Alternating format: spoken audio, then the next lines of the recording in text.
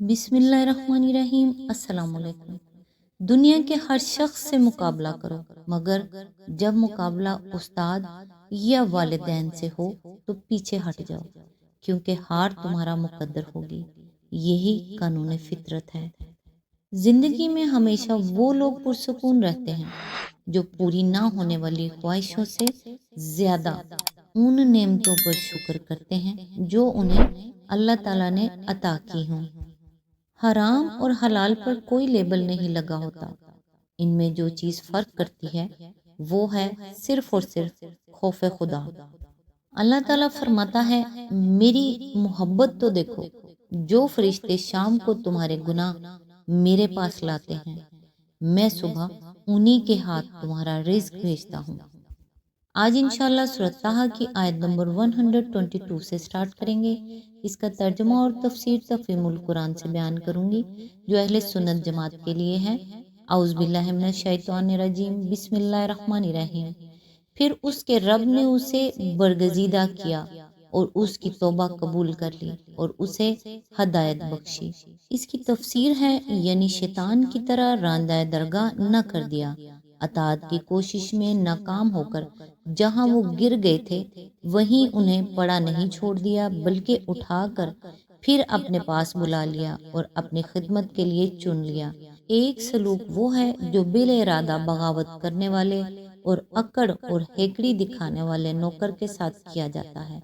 इसका मुस्तहिक शैतान था और हर वो बंदा है जो डट कर अपने रब की नाफरमानी करे और खम ठोंक कर इसके सामने खड़ा हो जाए। दूसरा सलूक वो है जो इस वफादार बंदे के साथ किया जाता है जो महज भूल और फुकदान अज़्म की वजह से कसूर कर गुजरा हो और फिर होश आते ही अपने किए पर शर्मिंदा हो जाए। ये सलूक हजरत आदम अलैहिस्सलाम और हव्वा से किया गया, क्योंकि अपनी गलती का एहसास होते ही वो पुकार उठे थे कि रब्बना ज़लमना अनफुसना व इन लम तगफिर लना व तरहमना लनकूनन्ना मिनल खासिरीन, यानी ए हमारे परवरदिगार, हमने अपने नफ्स पर जुल्म किया और अगर तू हमसे दरगुजर ना फरमाए और हम पर रहम ना करे तो हम बर्बाद हो जाएंगे। सूरह अराफ आयत नंबर 23। यानी सिर्फ माफ ही ना किया बल्कि आइंदा के लिए राह रास्त भी बताई और इस पर चलने का तरीका भी सिखाया। आयत नंबर 123। और फरमाया, तुम दोनों फरीक यानी इंसान और शैतान यहाँ से उतर जाओ, तुम एक दूसरे के दुश्मन रहोगे। अब अगर मेरी तरफ से तुम्हें कोई हदायत पहुँचे तो जो कोई मेरी उस हदायत की पैरवी करेगा वो ना भटकेगा न बदबख्ती में मुब्तला होगा। आयत नंबर 124। और जो मेरे जिक्र यानी दर्स नसीहत से मुंह मोड़ेगा उसके लिए दुनिया में तंग जिंदगी होगी और क़यामत के रोज हम उसे अंधा उठाएंगे। इसकी तफसीर है, दुनिया में तंग जिंदगी होने का मतलब ये नहीं है कि उसे तंग दस्ती लाहक होगी, बल्कि इसका मतलब ये है कि यहाँ उसे चैन नसीब ना होगा। करोड़पति भी होगा तो बेचैन रहेगा। हफ्तो अकलीम का फरमारवा भी होगा तो बेकली और बेइत्मीनानी से निजात ना पाएगा। इसकी दुनियावी कामयाबियां हजारों किस्म की तदबीरों का नतीजा होंगी, जिनकी वजह से अपने ज़मीर से लेकर गिरदो पेश के पूरे इज्तमाई माहौल तक हर चीज़ के साथ उसकी पहम कशमकश जारी रहेगी, जो इसे कभी अमन व इत्मीनान और सच्ची मुसरत से बहरामंद ना होने देंगे। इस जगह आदम अलैहिस्सलाम का किस्सा ख़त्म हो जाता है। ये किस्सा जिस तरीके से यहाँ और कुरान के दूसरे मकामात पर बयान हुआ है, इस पर गौर करने से ये समझ में आता है वल्लाह आलम बिल सवाब के ज़मीन की असल खिलाफत वही थी जो आदम अलैहिस्सलाम को इब्तदान जन्नत में दी गई थी।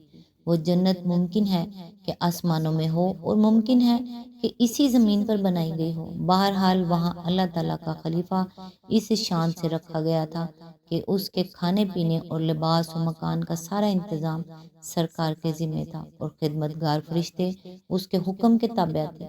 اس کو اپنی ذاتی ضروریات کے لیے قطعاً کوئی فکر نہ کرنی پڑتی تھی تاکہ وہ خلافت کے بزرگ تر و بلند تر وظائف ادا کرنے کے لیے مستعد ہو سکے، مگر اس عہدے پر مستقل تقرر ہونے سے پہلے امتحان لینا ضروری سمجھا گیا تاکہ امیدوار کی صلاحیتوں کا حال کھل جائے اور یہ ظاہر ہو جائے کہ اس کی کمزوریاں کیا ہیں اور خوبیاں کیا۔ چنانچہ امتحان لیا گیا اور جو بات کھلی وہ یہ تھی کہ یہ امیدوار تحریص و اعتماع کے اثر میں آ کر پھسل جاتا ہے، اطاعت کے عزم پر مضبوطی سے قائم نہیں رہتا اور اس کے علم پر نسیان غالب آ جاتا ہے۔ اس امتحان کے بعد آدم علیہ السلام اور ان کی اولاد کو مستقل خلافت پر مامور کرنے کے بجائے آزمائشی خلافت دی گئی اور آزمائش کے لیے ایک مدت اجل مسمى جس کا اختتام قیامت پر ہوگا مقرر کر دی گئی۔ اس آزمائش کے دور میں امیدواروں کے لیے معیشت کا سرکاری انتظام ختم کر دیا گیا۔ اب اپنے معاش کا انتظام انہیں خود کرنا ہے، البتہ زمین اور اس کی مخلوقات پر ان کے اختیارات برقرار ہیں۔ آزمائش اس بات کی ہے کہ اختیار رکھنے کے باوجود یہ اطاعت کرتے ہیں یا نہیں، اور اگر بھول لاحق ہوتی ہے یا تحریص و اعتماع کے اثر میں آ کر پھسلتے ہیں تو تنبیہ، تذکیر اور تعلیم کا اثر قبول کر کے سنبھلتے بھی ہیں یا نہیں، اور ان کا آخری فیصلہ کیا ہوتا ہے، اطاعت کا یا معصیت کا۔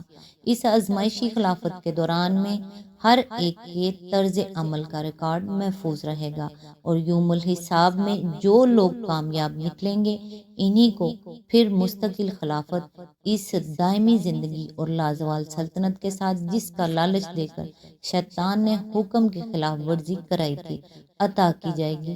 اس وقت یہ پوری زمین جنت بنا دی جائے گی اور اس کے وارث خدا کے وہ صالح بندے ہوں گے جنہوں نے آزمائشی خلافت میں اطاعت پر قائم رہ کر یا بھول لاحق ہونے کے بعد بالآخر اطاعت کی طرف پلٹ کر اپنی اہلیت ثابت کر دی ہوگی۔ جنت کی اس زندگی کو جو لوگ محض کھانے پینے اور ایڑھنے کی زندگی سمجھتے ہیں، ان کا خیال صحیح نہیں ہے۔ وہاں پہم ترقی ہوگی بغیر اس کے کہ اس کے لیے کسی تنزل کا خطرہ ہو، اور وہاں خلافت الہی کے عظیم الشان کام انسان انجام دے گا بغیر اس کے کہ اسے پھر کسی ناکامی کا منہ دیکھنا پڑے۔ مگر ان ترقیات اور ان خدمات کا تصور کرنا ہمارے لیے اتنا ہی مشکل ہے جتنا ایک بچے کے لیے یہ تصور کرنا مشکل ہوتا ہے کہ بڑا ہو کر جب وہ شادی کرے گا تو ازدواجی زندگی کی کیفیت کیا ہوں گی۔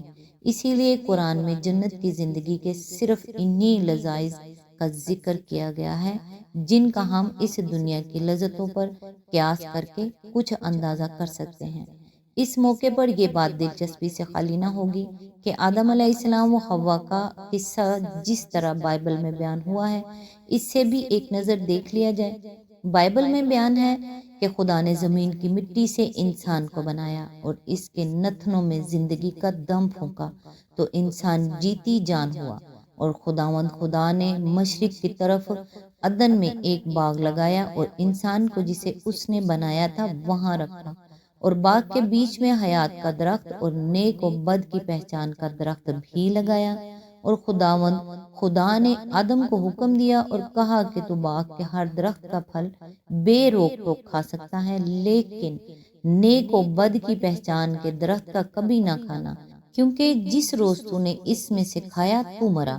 اور خدا اس پسلی سے جو اس نے آدم میں سے نکالی تھی ایک عورت بنا کر اسے آدم کے پاس لایا، اور آدم اور اس کی بیوی دونوں ننگے تھے اور شرماتے نہ تھے، اور سانپ کل دشتی جانوروں سے جن کو خدا نے بنایا تھا چالاک تھا، اور اس نے عورت سے کہا کیا واقعی خدا نے کہا ہے کہ باغ کے کسی درخت کا پھل تم نہ کھانا؟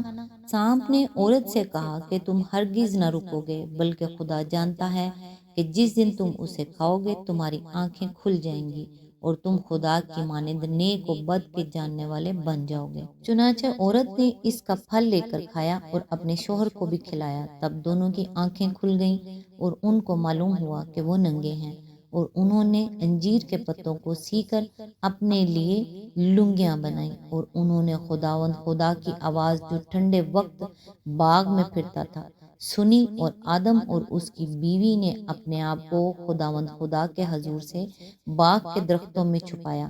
پھر خدا نے آدم کو پکارا کہ تو کہاں ہے؟ اس نے کہا میں تیری آواز سن کر ڈرا اور چھپ گیا کیونکہ میں ننگا تھا۔